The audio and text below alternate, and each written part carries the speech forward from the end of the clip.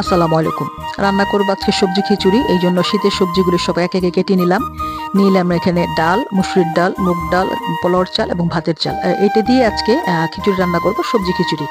তো চোখ রাখেন, দেখতে থাকেন। চলে যাব পরবর্তী প্রসেসে, রান্না চলে যাব। তো চলেন। পাতিল বসাই দিলাম, দিয়ে দিলাম তেল, পরিমাণ মতো রসুন, পেঁয়াজ দিয়ে দিব আস্তে আস্তে আপনার মশলাগুলো। পেঁয়াজ রসুন বাটা দিয়ে দিলাম। তারপরে দিয়ে দেবো আপনার আদা বাটা, দিয়ে দিলাম হলুদ, দিয়ে দিলাম মরিচ, তারপরে দিয়ে দিলাম লবণ। একটু পানি দিয়ে এটাকে কষাই নিব। তারপরে চালগুলি দিয়ে দিব।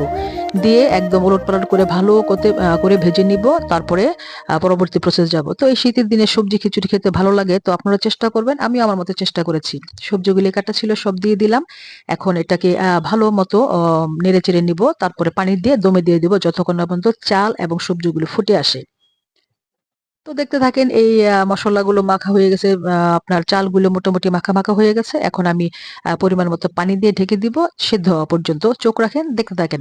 আর এই ফাঁকে একটু বলে রাখি, যাদের সামনে আমার ভিডিওটা যাবে, আমার ইউটিউব চ্যানেলটা আপনারা দয়া করে সাবস্ক্রাইব করে দিবেন, পাশে থাকা বেল বাটনটা প্রেস করে দিবেন নতুন নতুন এরকম ভিডিও আপডেট পাওয়ার জন্য। তো যারা দেখছেন তাদেরকে ধন্যবাদ, আর যারা দেখবেন তাদেরকেও ধন্যবাদ আমার চ্যানেলটার পাশে থাকার জন্য। আমাকে যারা সাপোর্ট করছেন তাদেরকে মনের গভীর থেকে অনেক অনেক ধন্যবাদ। এই হচ্ছে আমার সবজি খিচুড়ির ফাইনাল লুক।